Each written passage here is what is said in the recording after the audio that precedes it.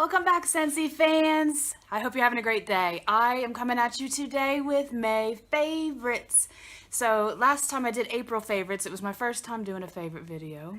Don't tell anyone. And I did, instead of going, I like this, I like this, I like this, I said, what am I watching? What am I warming? What am I reading? What am I listening to? What am I making?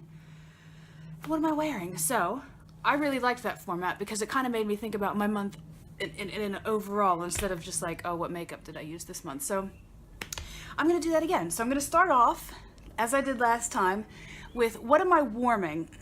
So I am a Scentsy consultant. I am a Scentsy rep, so I've always got my Scentsy going, and I seem to go in spurts through different fragrances. So this month, I am warming Summer Soleil. Okay? That's Summer Soleil. Look how pretty it is. Summer Soleil is pineapple and coconut milk, and it's got a touch of marshmallow on the top. But it just smells sunny, if that makes sense. Like, it smells bright like sunshine. It is sweet, but it's not candy sweet. It's really, really nice. It's really nice. It's not a super strong smell, so it is quite subtle, and it just kind of goes around, especially when the windows are open. It smells like sunshine. So Summer Soleil smells like sunshine, and it looks like peaches and cream or guava or something. It's kind of that, it's kind of a flamingo pink, like a peachy, pinky color. It's really pretty. I'm really loving this bar. I think it's perfect for summer, especially the start of summer when you really want to get into those bright nights and those, oh, that citrus fruit. This is perfect. Pineapple and coconut with a touch of marshmallow on the top. Summer Soleil, contact me, I'll get you some, because it is the summer fragrance, let me tell you. So that's what I'm warming this month, is Summer Soleil. And then, what am I watching? Again, I am on a bandwagon, and I'm watching what everyone else is watching this month, and that is The Handmaid's Tale. We got very serious here all of a sudden. So good. I mean, it is so good that I feel like my heart's going to pound out of my chest sometimes because it's so suspenseful. I did read the Margaret Atwood book, but it's been years and years since I've read it. And I remember being quite, it sort of shakes you to your core when you read it. But watching the new TV adaptation, if you haven't seen it yet, I know in the UK you've only got one episode so far. But if you sign up for subscription services, you can see it sooner. So I've seen up to episode 7, I believe. But they are showing it on the UK on Fox, I think? No, Sky. They're showing it on Sky on Fox. And it is, it's excellent. It is very like the book. It captures the feel of the book very well. The grim, gritty, sort of oppressive, oh God, what's going to happen next kind of oppressive feeling. It does capture that. But it does go into much more backstory about the main character's previous life before the revolution, and it feels more current than it did when it was written in a lot of ways. In that it's I think we've had a rough couple of years here, and we can see some of the things that are happening and how close we could be to some of these things. So it is an extremely scary dystopian future. And when I read the book, I absolutely loved it, but I did think it was a little bit dated, which is crazy. But I must have read it 10 years ago or so. And now that I'm seeing the TV series, it feels very now. It feels very current. Go watch The Handmaid's Tale. You will not be able to breathe. It will take your breath away while you're watching it. So if you really are into that, go watch it. So that's what I've been watching.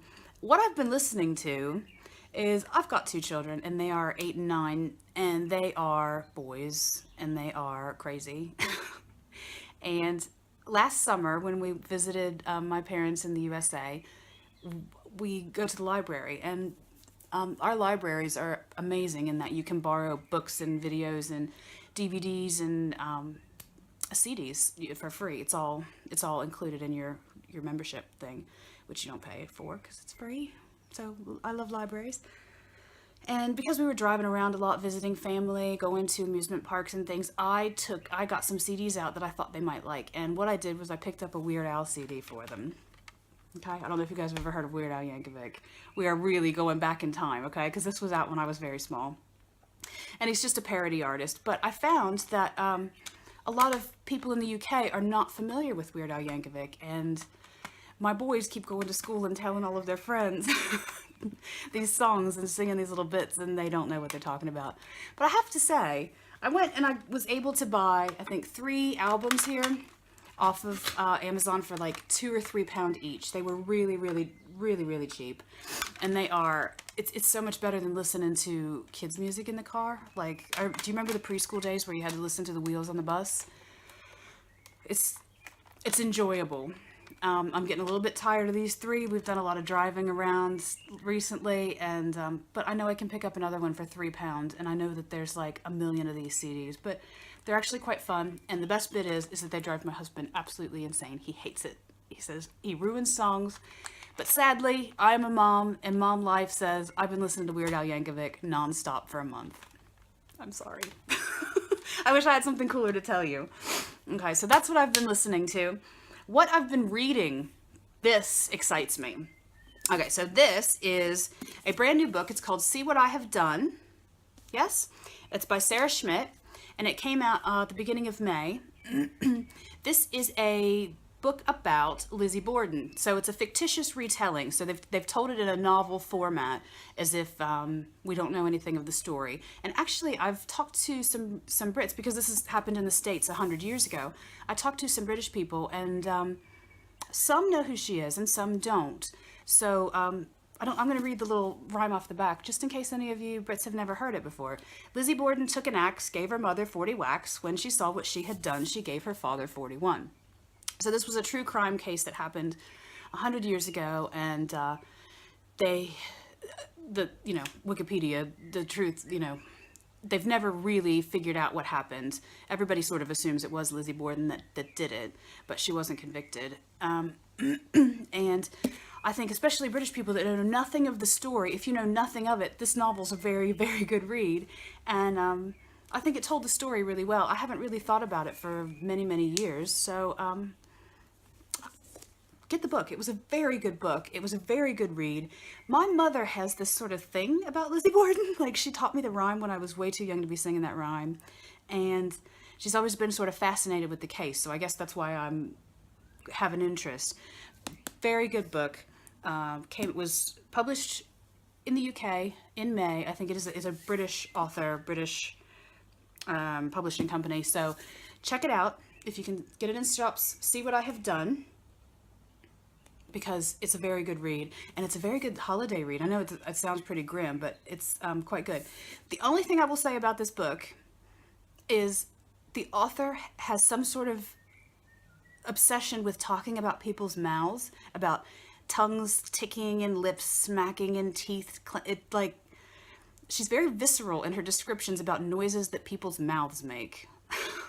And I've never come across that in a book where it's so consistently across the whole board. And then this person's mouth made this noise, and then Lizzie's mouth made this noise. And you're like, I'm a little bit grossed out, to be honest with you. So Sarah Schmidt, turn down the mouth descriptions, because maybe it was supposed to make you feel kind of sick. Maybe it was supposed to make you feel kind of marginally disgusted while you were reading the book, because that would definitely set the tone for the story in the book. Very good. It is a fictitious retelling. It is not factual, but I think they stick to a lot of the facts that we know. So pick that up. I love that. What am I wearing this month? What am I wearing besides my £2.50 Primark top that I am in love with? I used to get Birchbox. I don't know if any of you have ever gotten Birchbox. I got Glossybox, I got Birchbox, and I started getting the same stuff, and I started to get like this hoard of things I was never going to use. So I stopped both those subscriptions, and then I picked them back up and stopped them and whatever. But I haven't had them for a while now, and I've been trying to go through a lot of the bits that I had. And I've come across some real gems, and this is my biggest find to date. This is called, let's see, what can we do here? There we go. It's Balance Me Wonder Eye Cream. And this is just a sample, but it's a massive sample, and I've been using it consistently. And what you do is you put some under your eye, but it's one of those things like you see those time-lapse things on Facebook. You can actually watch the circles under your eye disappear. It is magic cream. I don't know what's in it. I'm afraid to ask what's in it because for it to do that so quickly, it doesn't cause any irritation. I don't feel it, but this is like, it's become a staple, and I will definitely be buying that because I'm almost out of my sample here, but it's gone really, really far. Wonder Eye Cream actually works. You can visually watch. It's like a cartoon. It just shrinks them right up. Shrinks those old bags, covers those old lines. It's awesome, awesome. Balance Me Extra Care Wonder Eye Cream. Get it. I don't often recommend creams and potions and stuff because I feel like I'm not a good enough girl to do those things, but magic. Magic. So that leaves us with what am I making this month? And you guys know that the TPD came into effect, which limits cigarette sales, tobacco sales, and it also applies to vaping. So vaping has been hit hard. It's very sad because it was a lot of cottage industry, but I think it did need some regulation. Maybe not what it got, as almost all regulation is, yeah, something was needed, but not that. Please, not that.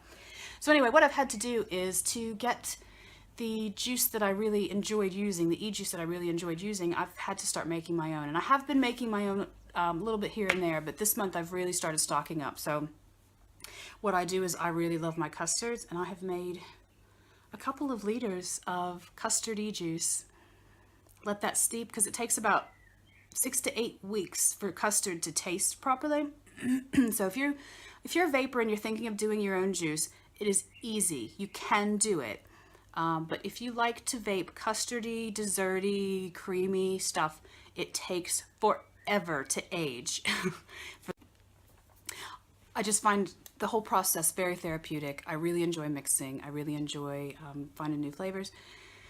Find a way to mix, get around this government legislation because it's good.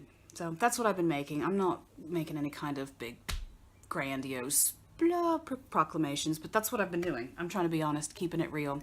I make Ejuice and I vape. I'm sorry. I hope that doesn't make me a bad person.